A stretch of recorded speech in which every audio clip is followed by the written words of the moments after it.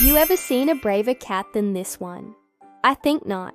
His name is Lionheart, which might sound like a silly name for such a tiny ball of fluff. But if you knew him, you would know that he deserved it twice over. Lionheart was no ordinary cat. His fur was the color of fresh shucked oysters, and when the sun hit it just right, it glittered like 1,000 tiny mirrors. And his eyes, they shone like polished gold coins. There was no cat in the kingdom who was as handsome as Lionheart, and there was no cat in the kingdom with a bigger heart. He lived at the edge of Whisperwind Wood with his two best friends, a squirrel named Nutmeg and an old wise owl called Archimedes. One day, while playing hide and seek, Lionheart and Nutmeg came across something they had never seen before. It was small, fluffy, and looked like a wounded bird. "Oh, look," whispered Nutmeg, her bushy tail twitching with excitement. "What's that?" she asked. Lionheart crept closer, his golden eyes shining with concern. To their horror, it was a little bird with one wing badly injured and barely clinging to life. Its feathers were ruffled, and its tiny chest rose and fell in shallow gasps. Fear flickered in its dark eyes. Without hesitation, Lionheart gently nudged the bird with his nose. He meowed softly, trying to soothe it. As if understanding his words, the bird stopped struggling. It blinked slowly, and Lionheart felt a surge of determination. He knew he had to help this creature, but how? The kind-hearted cat looked around for something, anything that could help. His gaze fell on a nearby tree, laden with ripe, juicy berries. Quickly, he scampered up the trunk, grabbed a handful of the ripest ones, and hurried back to the bird. With gentle paws, he began to mash the berries together, creating a thick, purple paste. Then he carefully applied it to the bird's wounded wing. As he worked, Lionheart hummed a soft tune, trying to comfort the scared animal. When he was done, he licked the bird's face to clean it, and the little creature chirped softly in response.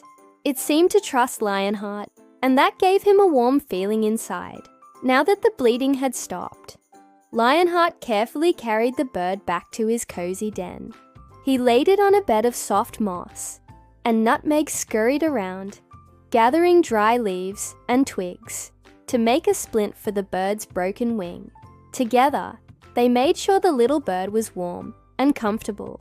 Then Nutmeg asked, "What should we do now?"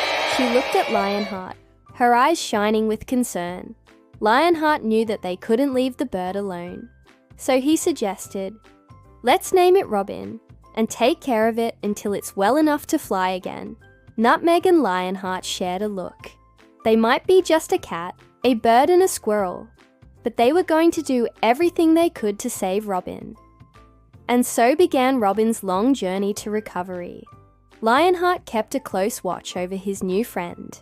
He brought fresh berries to eat and water to drink. Nutmeg would sit with Robin, telling him stories of daring adventures in the forest. Even Archimedes, the wise old owl, paid regular visits, offering words of encouragement and healing. Each day, Lionheart checked Robin's wing to see if it had healed a little more. At first, there were no signs of progress, but as the days turned into weeks, he began to notice tiny buds of new feathers sprouting from the damaged wing. Slowly, Robin started to regain strength. One sunny morning, Lionheart padded over to Robin's moss bed. He meowed softly, and Robin chirped back, his voice stronger than before. Suddenly, Robin fluttered his wings, and Lionheart watched in amazement as Robin took to the air, soaring around his little den in circles. Overjoyed, Lionheart purred loudly, his tail held high in the air. Nutmeg and Archimedes flew down from the trees to greet their friend, showering him with congratulations and praise. Robin chirped happily, his heart filled with gratitude for his three friends. From that day forward, Robin was determined to repay his friends for all their kindness. Every morning, he would bring them gifts, shiny pebbles, smooth pieces of glass, and brightly coloured feathers. He even brought Lionheart a small silver bell that chimed softly when the wind blew through it. Lionheart treasured the bell. He hung it around his neck so that he could hear its sweet music every time he moved. It became a symbol of their friendship, a reminder of the day Robin had returned to the sky. The news of Lionheart's bravery spread throughout the forest, reaching the ears of the animals, young and old. One evening, as Lionheart was dozing in his den, he heard a knock at the entrance. Startled, he opened his eyes and looked up to see a small mouse standing before him. The mouse was dressed in a fine suit and wore a red bow tie around its neck. "Mr. Lionheart," the mouse squeaked in a shaky voice, "I come to you on behalf of the Forest Animal Council. They wish to award you with the Golden Acorn for your extraordinary bravery and kindness." Lionheart was stunned. He stammered, "Oh, I don't know what to say." Nutmeg and Archimedes beamed with pride. Robin swooped down from the rafters, his eyes shining with admiration. The next day, the entire forest gathered to present Lionheart with the Golden Acorn.